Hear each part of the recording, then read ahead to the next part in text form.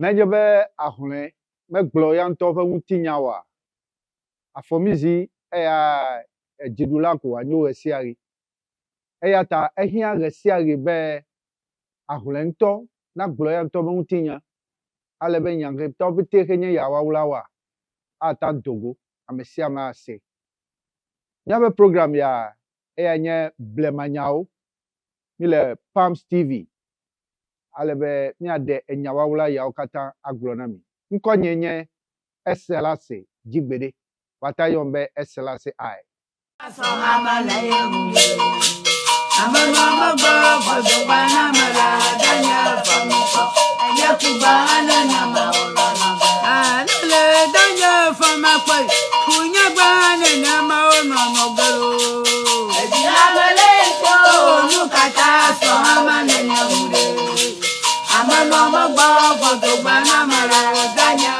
Eviewa onya mere yo ke mikple be otso Eve ebe dzidzimeviwo ya wonyo.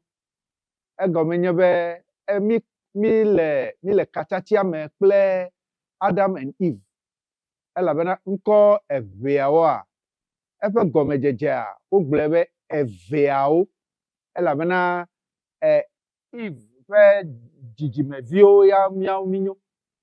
Eya ta eveawo ya nye ŋkɔ kakaka ƒe wòva le yiyi va trɔ zu eveawo. Aha. Eya ta enye nane yi ke enyi le wawla ɖe ame geɖe kexe gɔmesese blibo aɖeke meva na mi o. Fifia míate age ɖe nya la me ale be ana mianya ale yi tututu eveawo va. Míawoe nye Eve ƒe dzidzimeviwo. Ya ta woyɔ mi be eveawo tso gɔmedzedzea me. Eveawo kakaka wòva trɔ zu eveawo. Ale be tso Eve ƒe ŋɔlia mi va ɖo ale yi ke wova nɔ fi woyɔ be adzatome.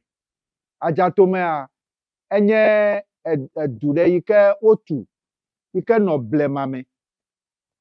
Etso etime yi ke Noah xe kpa ɖakaʋu xe wonɔ tɔ dzi xe tɔɖɔɖiɔ xe va. Wo etɔɖɔɖiɔ xe va yi vɔ la, Noah vie evelia yi ke woyɔ be Ham. Eyae va tu adzatome yi ke woyɔna le yevugbe be Babylon. Eya ta wonɔ fi mia, wonye ame yiwo ke wonɔ ƒuƒoƒo me eye wodoɔ gbe ɖeka. Wodoɔ gbe ɖeka le fi mi. Ale be gbe ɖeka ma dodo mea ewɔe be wova wɔ ɖoɖo geɖe yi ke be yewoatu axɔ yi ke akɔ yevuwo yɔe be tower. A long tower kexe woata tu. Kexe awɔe be nenye be wòɖo dzi be tsidzɔɖɔ ava, yewoata yi ava be ɖe fi mi. Alo ne woata nɔ fi mi anɔ nu kpɔ tso adzɔge be yewoata nya nenye be futɔ ɖewo ata ge ɖe yewo dzi. Alo yewoanɔ fi mia wonya be Mawu ɖe edziƒo wòle. Eya ta woanɔ fi mi asubɔ Mawu. Eya nye susu ke mi koŋ wowɔ. Eta wotu Tower of Babel xe wogblɔ le Biblia me. Ale be tso fi mia, after Tower of Babel la, Mawu kpɔe be ameketɔwoa, ne yi me de tɔtɔtɔ ɖe wo dome oa, efi ke wolea, ke fi mi ko woanɔ, womayi afi ɖeke o vɔ Mawu be ɖoɖoe nye be amegbetɔ nakaka ɖe anyigba ƒetee dzi. Eye afi sia afi la, amegbetɔ nenɔe. Eya ta Mawu etɔtɔ woƒe gbegbɔgblɔ. Woƒe gbegbɔgblɔa wotɔtɔe. Ewɔe be fifia wo katã wova nɔ ƒuƒoƒo vovovowo me. Elabena egbe kexe gblɔm mi lea, eƒe ƒuƒoƒo li. Eya ta woli kple woƒe nunɔlawo. Nenema enuawo va dzɔe mi. Ale be eveawo tsea, wova nɔ wo ɖokuiwo si, nɔ wo nɔewo, nɔ woawo ɖeɖe dome. Ebe wowɔe ale gbegbe be tso adzatome la, eveawoa, ame sia ame va dze dzodzo le efi ke woyɔ be Babylon.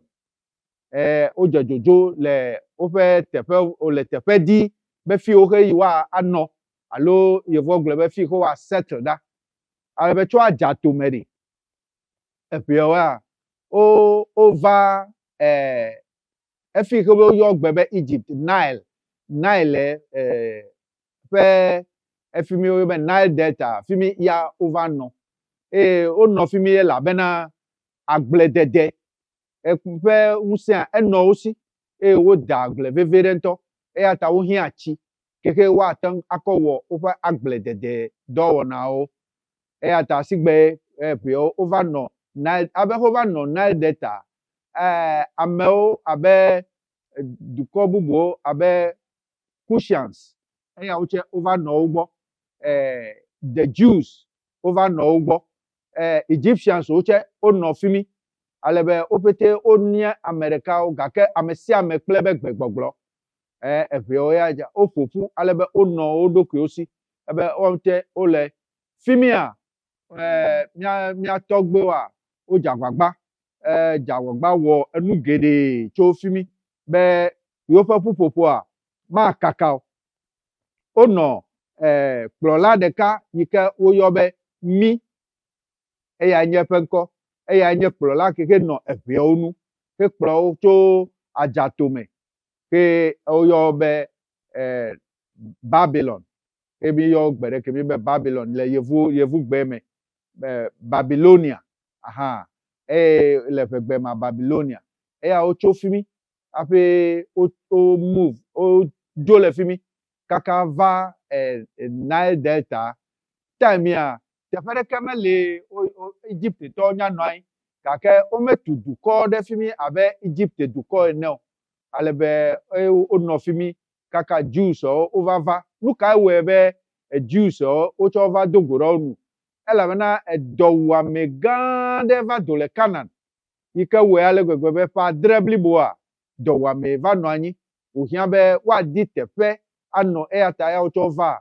over no anyi ple evewe alebe over no anyi ple wa o wo nu gede o le fupopo me gake onya me vovovo do ogbe vovovo elabena mawu muto a ejawagba etoto ve gbe o cho ajatomeke alebe gbe vovovo ke o do a gake o wo deka eta hova Jews over onto nya be mawu ena nukere o di ajogbede na mawu be nuketo he wa anya mawu pe lonlonu ta mawu na be ocho ava na wovio ocho ava na ovi utuvio aha alebe wa de ngogbe elabena efi ho nori echibenya ediefu alegbegbe eleke ho wa klo utu ohun pe wa no dede ready eya owo ta ocho ava o eviore osro ava chuchu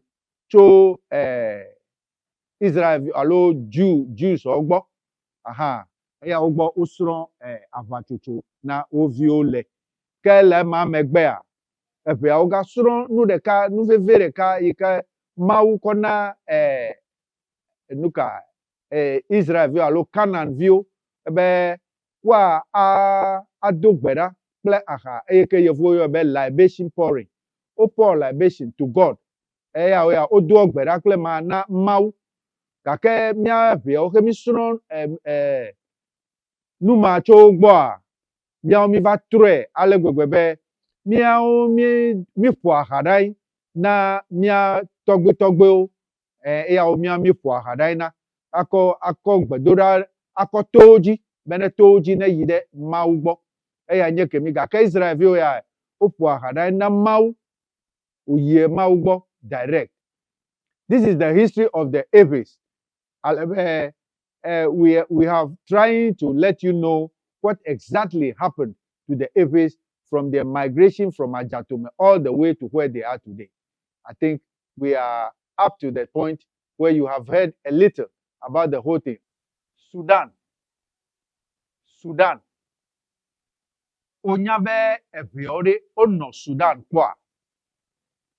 Ifye ale keke owo nu keke jo afo cho le fi ho no le Nile Delta kaka afi Sudan ya va me mi akpoma le mi ape enu next episode we are invited specially to follow this program so that you will exactly know what really happened to the Aves, what happened before they moved on to Sudan.